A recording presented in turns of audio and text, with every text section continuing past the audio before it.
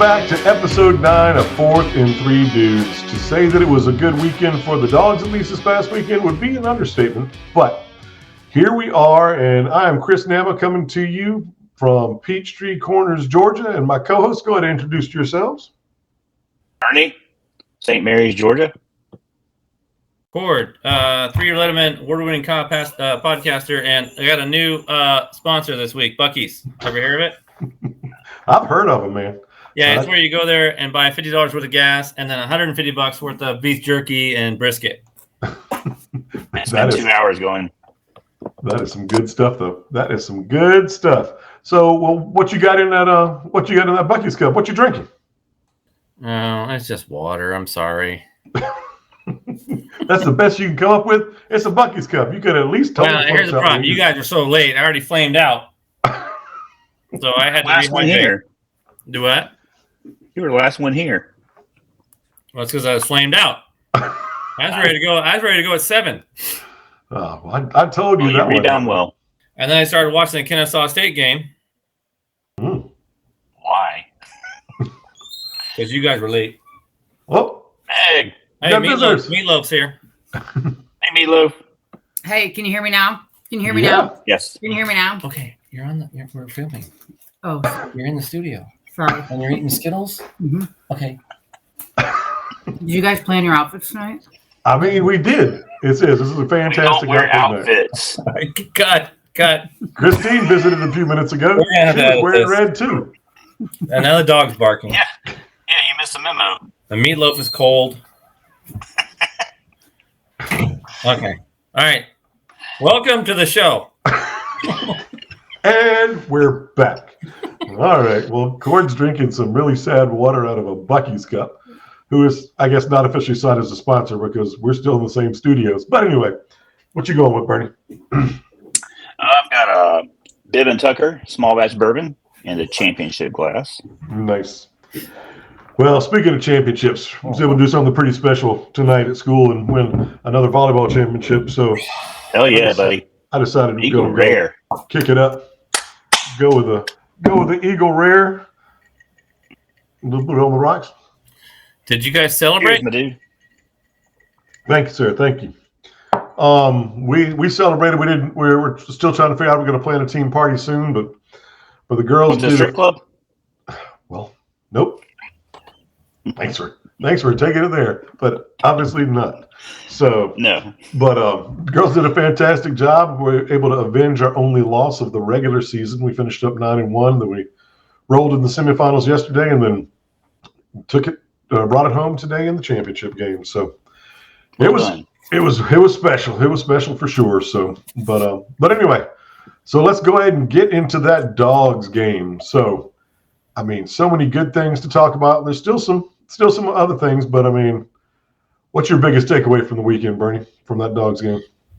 Well, I think normally you would have to start with Jaylon Walker, but I think the biggest storyline was they tried everything they could to take this victory from us, and we punched them in the mouth, and they went to halftime to recover, but they had no answer for our pass rush. And I said on the blog this week I had to apologize because I didn't think this defense had it in them, but I was clearly wrong, and I think a lot of people were wrong, and I'm glad they proved us wrong because it was great to see the team perform like that again. And we've been waiting on that. Clemson game, was a bigger margin of victory, but this was huge on the road in Austin against the refs and against the water bottles and the beer cans And all of ESPN. It was all Shinerbach and Lone Star. It was crazy, but it was good to see, and we really enjoyed it. Yeah. How about you? It seems like they flew that defense in from the second half of the Alabama game. Mm-hmm. Yeah, they found them. Yep. Yeah. Found that pass rush. Because when the offense started out, I mean, it went Georgia punt, Texas punt, Georgia pick, Texas punt, Georgia pick. I was like, here we go again. But I think that play when Everett came off the corner and hit Ewers in the back and sacked him and caused a fumble, I think that was the change. Yeah. Lit everything up. Yep. And it's a tribute to the offense too. The that they didn't get down. That's another difficult start, but I think they fed off the defense, like you were alluding to, Cord, and it was great to see a full team effort from special teams, offense, and defense. Yeah. I mean, again, the biggest thing for me is Michael Williams. I mean, Michael Williams being healthy. I mean, he's been on his pitch count ever since that dirty Clemson running back tried to break his leg or whatever in that first game. I mean, we've been a different team defensively since then. I mean, we showed up well in the Alabama game, but I think the biggest thing was that pass rush. Our front seven was back together and then you include like Chris Cole and some of the other people who stepped up in a big way. But Brinson was back. And again, it made our defensive backs look that much better. Or, I mean, they didn't have to worry about trying to cover somebody for 5 seconds, 6 seconds, or whatever, which, I mean, when we're generating no pass rush, I mean, again, we had 7 sacks in this game. I don't think we've had 7 sacks in the previous 4 games before that combined. Yeah. I mean, I think that was the biggest part of it. And, but yeah, I mean, the offense, there's a lot to talk about there. I mean, the offensive line did great. I mean, I think Beck was sacked one time, might have rushed a couple others, but I mean, he was able to stand in there and when he could see clearly to throw to somebody, and the person he wanted to throw to, and then they actually held on to the ball. It was a great thing. But definitely the turnovers from Beck are again still concerning.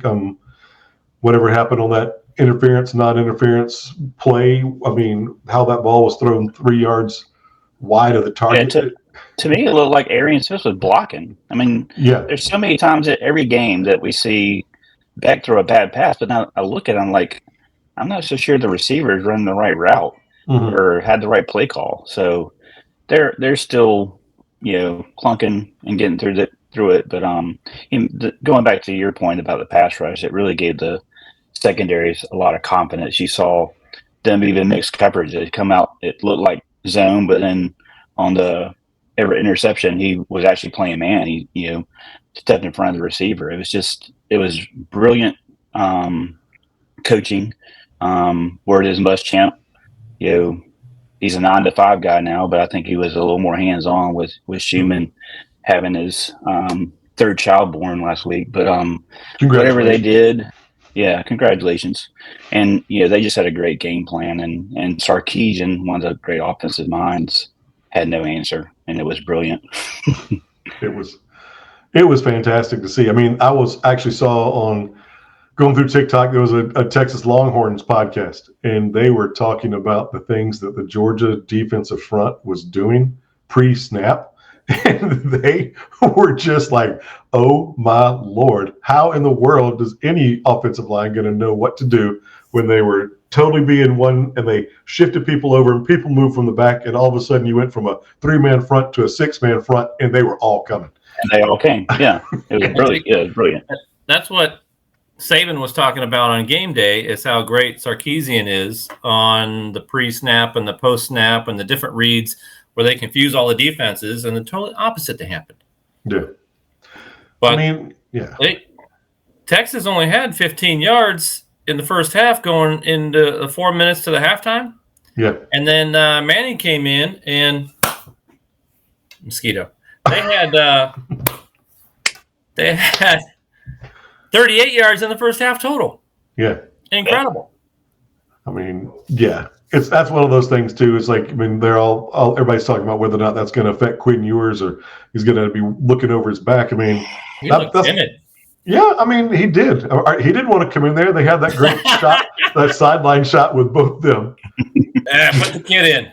Yeah. Yeah. Is there a third string available? Right. It's like, hey, we don't want any of this. We don't want any of what they got coming. But I mean, yeah. I was impressed how Sarkisian was able to shut down the student section from throwing all those Shinerbach bottles on. He went right out there and calmed them all down, and then the cheerleaders came and picked him up in like 30 seconds. Yeah. I mean, there's a joke about how good they are picking up the trash there somewhere. But anyway. It's all that community service that they do. Right. That burnt orange, whatever. Uniforms are reversible. Right, exactly. But Well, it freed him up to go back to the sideline and tell that one ref, "Hey, go have a conference with your buddies over there. Even though you set the ball for play and it's not a reviewable play, go ahead and have a conference. yeah, Check it out." That flea flicker play that Beck ran, I think in the third Delp, quarter. to Delp, yeah. Man, those boom, boom, boom. It was like 2 seconds, to get the ball back to Beck and then hit him. Usually someone screws that up. Yeah. But man, that was unreal. Yeah. Yeah, I mean, I like the shot of where you can see Delp, showing block. And he doesn't have anybody to block, but he sits there, waits until it's time and he jets, and then Beck just hit him. It was a great design. Yeah. And I mean, again, it helped him become the leading receiver for Georgia this past, or in terms of yardage. So yeah, they had all those receptions passed spread around. We've been hard on him and Urasek especially, and I think they both have had a couple good weeks, and now another week to either whatever's going on get healthy and learn how to pass block some more. But Urasek had a good game. We had better downfield blocking. We need to improve on that. But it was a great Saturday night.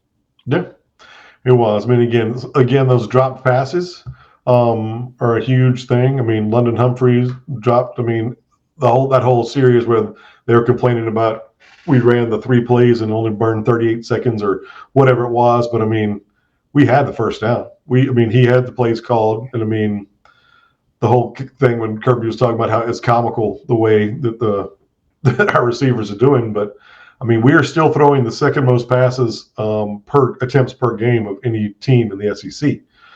So I think that's what he said in one of his other press conferences later this week. I mean, it's like, look, we're still throwing. I mean, we still believe in him, but I mean, we just need him to hold on to the ball.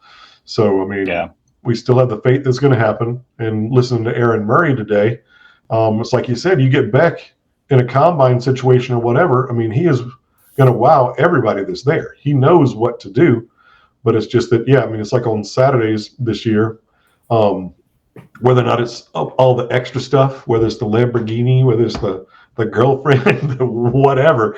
I mean, it looks like just things are a little bit off from what they were last year.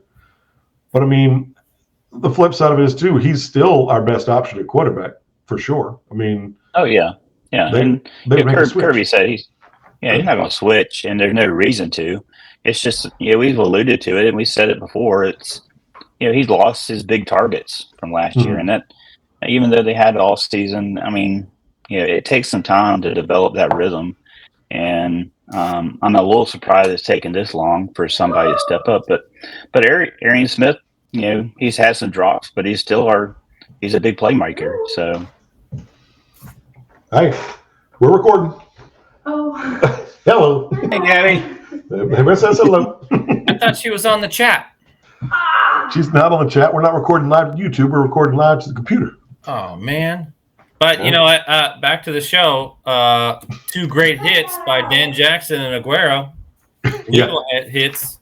Penalized. And then Jackson's replacement came in and targeted the next kid, but didn't get called for it. Yeah, at least he didn't get called. Wait for that review. I know Kirby officially asked the SEC office to review those calls to see if they could be potentially overturned, but who knows if that's going to happen. I mean, that was weird. You can't put your head in someone's shoulder pad now, apparently. Oh, well.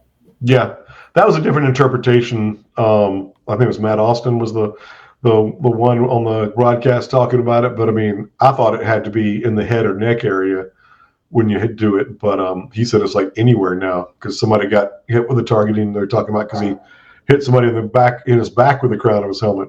Not in this game, but someone should just do like the Water Boy where they come up and like 2 feet in the air and just hit the guy in the chest with their feet.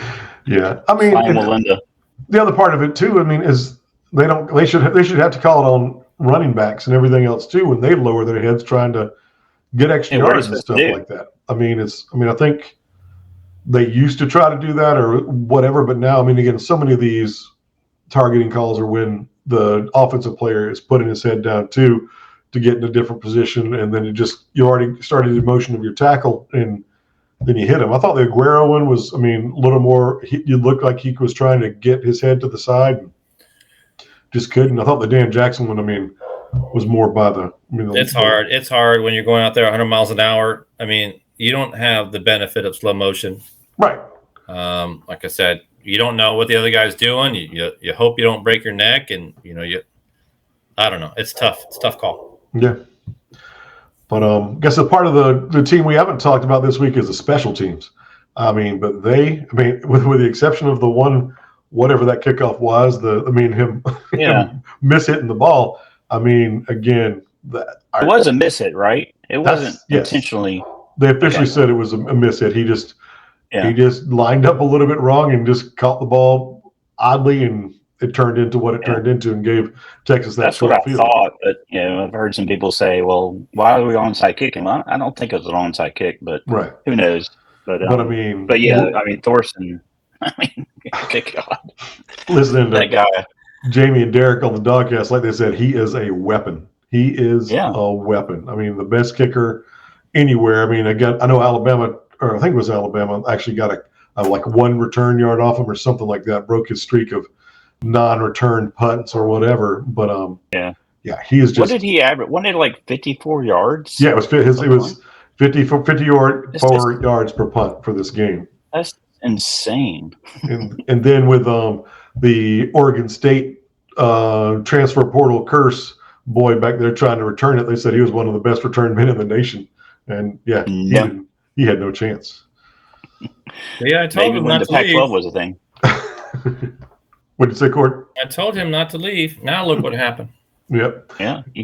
He's buried on their depth chart at receiver, and all he has is kick returns, and he couldn't do a lick of that against Oregon. You better save that bingo money. And Woodring, he got us those 3 field goals too. He's pretty much automatic with those. He's been really good this season. Again, with those 2 kickers, you always feel like you're in a good place with the special teams for sure. So yeah, absolutely. But it's nice to have a bye week. Full team effort. Nice to have a bye week. I think Tate Ratledge warming up before the game and available as a emergency substitute. I think that's going to do nothing but help, obviously, bolster the offensive line even more when it seems like they're starting to come into their own when we go to Florida. But yeah, everybody keep getting healthy and get through that first half with our safety sitting on the sideline. And I think there should be good things to come. We can talk more about that next week. Any more thoughts from either of you about the Georgia game before we move on to other happenings? I kind of think, just a great coaching job and, a great road trip. And, shout out to I enjoyed all the pictures on social media of our fans giving the horns down around the stadium and in the stadium. And, it was a great overall road win. And just when we needed it too, right before bye week before Florida. Go Dogs. Yep. All right, Cord, we're going to go ahead and take us into that Beavers game. No. Let's do it, Cord. Just rip the Band-Aid. All right, here we go. Jeez. I think I shouldn't say Beavers win. Yeah, well, that was before Saturday. Those are my pre-notes. Oh. They should have won. It was a fairly even That's his bold prediction. Yeah, both teams their offense is made up between 58 and 62% rushing. Both quarterbacks run the ball, very low penalties. We each had 1 turnover. UNLV's quarterback Williams had 65 yards rushing and 3 TDs. Our quarterback had 2 TDs and 81 yards rushing. The difference was UNLV got in good field position, was able to kick 4 field goals, and we lost by 8. So there was a controversial call in the end zone at the last play of the game. Should have been a pass interference call, but I guess they missed it. I didn't see it. I was sleeping. It was like 2:30 in the morning at that time. But good news.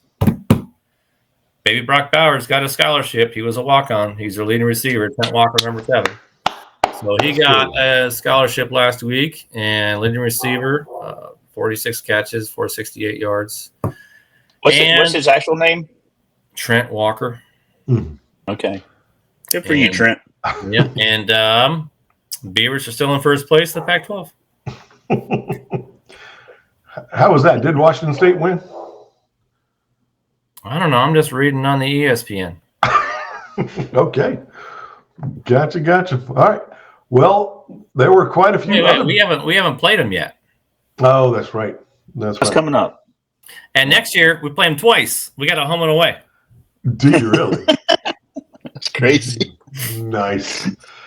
Are y'all up to 12 yet in the Pac-12? Or is it still University of Phoenix is holding on, hold out hope? No, I think this week I heard we are going after Texas State to get 8 football teams. All right. So who knows? Right now they're fighting in court between the Mountain West and the Pac-12 about the exit fees and how they're not enforceable, blah, blah, blah. But we'll see. Yeah. We'll see what happens because someone's counting on that money. Gotcha. But our attorneys have never lost. Good work. Good work. I know. About to say, y'all still spending that money. Yeah. Good on you. How about Tennessee and Alabama? Man. Whoops. How many points did Alabama leave on the field? I mean, they were dominating the first half and just couldn't score. Yeah. I mean, it's just they're shelled. I mean, they don't act like they did under Saban. On the sidelines, I think I saw a picture today. Who's the 17-year-old Ryan Williams? Ryan Williams had orange fingernails. I mean, really? That's just not something you see under a Saban Alabama team. And he had them on the field during the game. No, it is after the game. So I don't know. He hadn't gone to prom yet, but they're just not the same team or program really that they were. And Heupel outcoached DeBoer, and that was just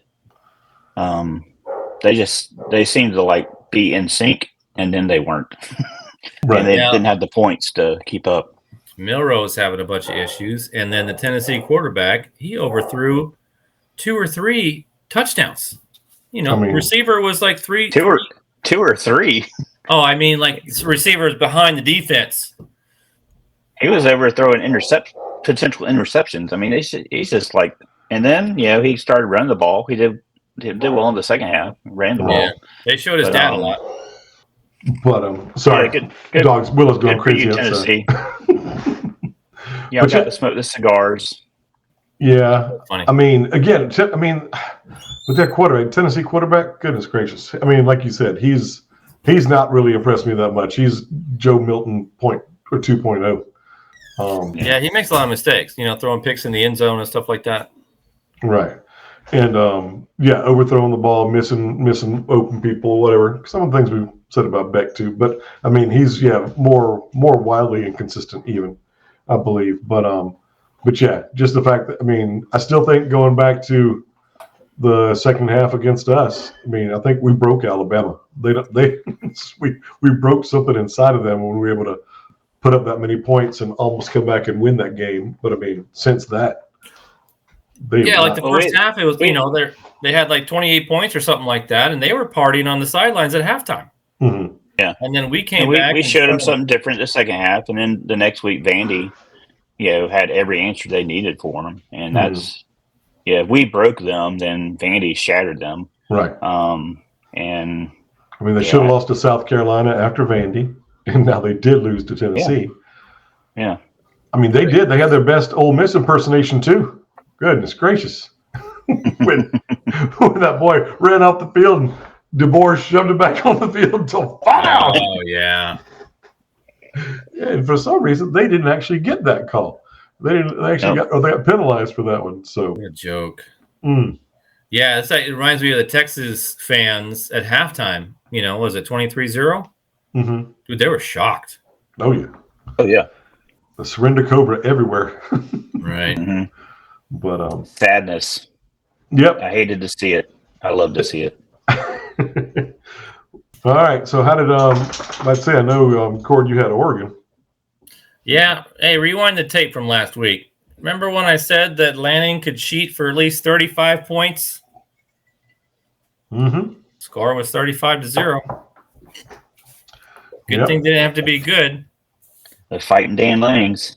You gotta love them. Right, Corey? Yeah, poor Purdue. I was at home. They're supposed to be so good, but I don't know. Didn't work out.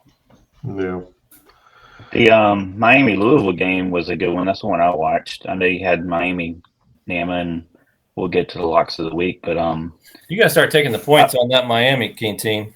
I don't know. I'm still not impressed with him. I'm not impressed with Cam Ward. I know he's getting a lot of Heisman hype and he's got the numbers, but there's some. I don't know. He just, yeah. I think he's in a good place and they can score some points, but I don't think they're playoff material. And I did put him in my rankings finally this week. Yeah. I did move him up into the rankings, but I still think 25. Clemson is shutting people out, and they're far and away the better team on the field each week since they played us. And we know the ACC is a sham conference, but I see Clemson, and then I don't see Miami beating both Navy and Army, especially Army. I don't know anybody in the nation wants to play Army right now, but Cam reminds me of someone playing street ball, where he's just going back and forth, back and forth. There's nothing. Big zigzag. Yep. Chunks all that. Yeah. I mean, but the thing with Miami, they are going to make it through this entire season until the ACC championship without having to play a team that is ranked in the top 25. Yeah, they don't play anybody.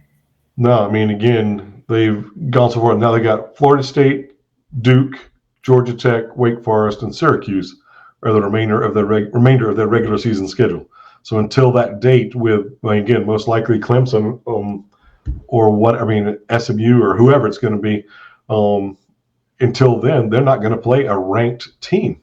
And they're having all these very close games where they're coming out on top. I mean, they're pulling out these offensive numbers and stuff. But when you're going against a team that's got a really good defense, or Lord forbid you come across against a SEC team or somebody from the Big Ten or whatever that actually can play defense, all that stuff might be going out the window. Yeah. I mean, there's a chance that Syracuse could get in. But they have some tough games coming up too. So I think you're right, man. They're not going to have any games on their resume. And meanwhile, Clemson, I think, is deserving even with the one loss. Mm-hmm. We were saying this other night at dinner. Miami is 7-0, but they stolen wins against Virginia Tech, Cal. And they had a questionable call against Louisville this past week that could have turned the game, so they could easily be 4-3. So I'm not impressed with Miami, but maybe they'll keep winning and face Clemson. Yeah, and again that win against Cal. I went to bed pretty sure they had lost that game. Right. They made that comeback at the end, but Cal should have beat them by all rights if they didn't lose their quarterback, I think. But anyway. Yeah, it's just, again, I was listening to somebody talking about that. There's just nobody else on their schedule, and they've gone through the whole year without a single game against a single ranked opponent, which is crazy. That's hard to believe. But, when you play in the ACC. Well, that's true. And it's not their fault that FSU is just falling off the radar. In that game this weekend? Yes. So, that was probably in preseason, that was a big game. The circle. Well, maybe not a huge game, but a game to circle. But obviously, I'm not going to tune in. Well, again, it's I guess a lot of what they said about Georgia back when the SEC East, when we still had the divisions, was weak. We were running through a lot of things and not having to play anybody on the west side that was ranked. When Florida started having all their problems, Tennessee was down, South Carolina. Again, but when Bama didn't have to play Vanderbilt. Yeah. But again, Florida being horrible, Virginia Tech being down, and like you said, Louisville, Florida State, all those teams that have in the past have been ranked, they've got them all on the schedule, but they're just not the same teams that they were. So, all right, was that sham conference? All right, so we're going to go ahead and get into the locks of the week before we start talking about this coming weekend. Yeah. So we covered Court had Oregon, and Dan Lanning was good for 23.5 points. Nama, you had Miami -5. Yeah, so you won as well. And then I had the Dogs +4.5. Hey, we all are winners. Let's make a note. We're all winners. And plus, Nama and I we probably should get an extra half point because we ended up going Dogs money line. Mhm. We're so confident in Georgia Bulldogs. Yes. So anyway, What can take the it under hell advisement. does that mean? What's the money line mean? No, 4 and you get an 4. extra point because you're so confident. Hey, Bernie, take that up to Curry and see what the casino says about you being so confident you should get more money. Okay, I'll do that this weekend. All It's right. an off week. All right, then let's go ahead and get into the big games coming up this week. Or do you want to go into do our picks first, then talk about the games? I don't know. Cord, go ahead. This is usually the part where you talk about all the games on the board. Go ahead. No, I'm not talking about all the games. I want to show you my new bumper music I got for my picks, my friends.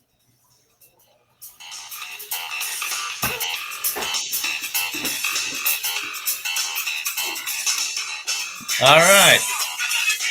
Yeah, that's a good segue. Nice segue.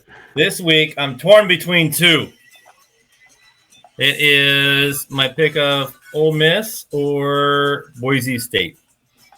Ole Miss, they had a bye this week. They're taking on Oklahoma at home. They're pissed off, so Lane's going to have them ready. But the game's at 21 points. Oklahoma's just in disarray. They fired their offensive coordinator this week. I don't know what they get sacked 9 times against South Carolina last week. I mean, Yeah, they're pretty bad. Missing 7 receivers on IR. The receiver room is depleted. Yes, they are for sure. Yeah, and their not a good quarterback doesn't football have team. time to pass. So, because that's 21 points, I'm going to pass on that one. That's a freebie I'm giving to you guys. But I'm going to go with Boise State -3 over UNLV. Think Genty's going to be able to get them? I think so. I mean, shoot, if the Beavers could have won that game against UNLV, except for a penalty, I don't see a problem with it. I don't know, unless they know something I don't know. Yeah. Do you know what you're going with, Bernie? Yeah, so obviously we're off. I would love to pick Georgia against the bye week. I think we win this week. But Auburn can't. Auburn doesn't. Well, how confident are you? It might make a difference. Looking through, I think I'm going to go Arkansas -6.5 against Mississippi State. Oh, I wore my Arkansas shirt. It's an early game, and I think Arkansas rebounds. Who did they lose to? LSU. No, not LSU. Was it LSU? LSU. It was LSU. So Yeah. I think they can cover the minus the 6.5 points. So I'm just going to drop the points and go with the Hogs. Who you got, Nema? Well, I really would like to, or think I know who is going to win that LSU Texas A&M game, but that's going to be one of the games I'm most looking forward to watching this weekend. But yeah, they're both undefeated in the SEC. I know they're the SEC elite co-leaders right now. So something's got to give. something's got to give. Get the picture a little bit clearer and all that. But yeah, I mean, again, I think I am going to go with Vanderbilt covering the 18.5 against a shattered Texas program. If I were you, I'd go Vanderbilt winning outright. I mean, I believe they can. I mean, again, welcome to the SEC, my friends. I think they're going to cover the 18.5 that Texas got to roll up into Vanderbilt or Commodore Stadium or whatever it's called. If it's do you see what they did today? They put up nets in front of the Texas section. Oh, did so they? Can't throw I didn't see the ultimate troll. I don't know who's working up there, but man, they're killing it. They even showed a picture. They got nets up in front of the Texas section. Nice. I mean, again, that Mancuso or whatever. When Vandy trolls you, they already trolled Bama when they won with the Saban clip. It's the only place. Yeah, I mean, now they're moving to Texas. So, well, like you said, Nema, welcome to SEC. No, I mean, that Mancuso clip talking about all the games from this past weekend and Vanderbilt talking trash to Texas. It's like, we don't know how to do this very well, but this sure is fun. So, what year is this? This is weird. Georgia gave them the game plan on how to do it. Yeah, I mean, again, we gave the cheat code to Alabama. We gave the cheat code to Texas. Oh man, that's what we do. But yeah, so I think I'm going to take Vanderbilt to cover this. I mean, the line I see is 18.5. That's what I got. Yeah. Yep, giving Vanderbilt 18.5. I think they're going to be able to do that. So I'm going to roll with that. So, what other games y'all going to be watching this weekend? Anything else stand out besides that LSU Texas A&M game? I'm with you. The big one for me is the night game, the LSU A&M. I've seen both of them play, but it was earlier in the season, so I want to see who comes out on that one. And the other game, Arkansas, Mississippi State. Go Hogs. What you got, Cord? Mississippi State's going to be a tough one. They're like Kentucky, Vanderbilt, Cal, where you don't know which one's going to show up, but they're going to play it tough unless they get blown out. But I'll be watching Ole Miss and Oklahoma game, and then Beavers at Cal. How are they going to do in that one, you think? Well, they're not favored by 10, but Cal is 0-4 in the ACC. They are the bottom of the ACC. But if you look at their schedule, they've won 3, lost 4. They lost to FSU by 5 points. They lost to Miami by 1 point, lost to Pitt by 2 points, and then lost to NC State by 1 point. Yeah. So they're 9 points away from being undefeated. Yeah. And those are pretty good teams, well, for the ACC.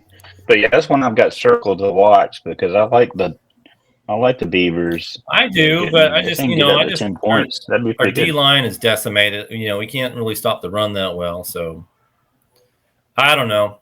It is what it is. We'll see what happens. I'm not voting on them though, or betting on them. All right. You can't. Anything else before we wrap it up? Oh yeah! Shout out to our one audio listener sitting in the library doing her math homework. I'm not going to name names, but her name starts with M and ends with Ia.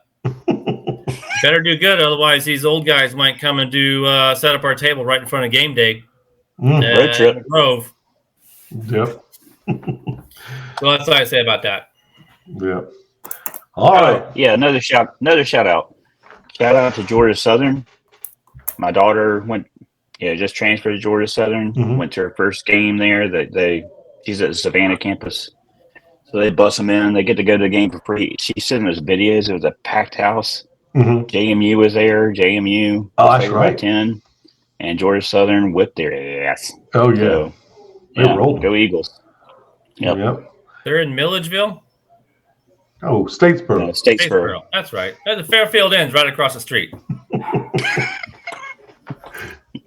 Guess since we're giving shout outs, I'll give one I was in Missouri this past weekend visiting Katy for Missouri's homecoming, which was quite the thing because, of course, that is the first college campus where homecoming was invented.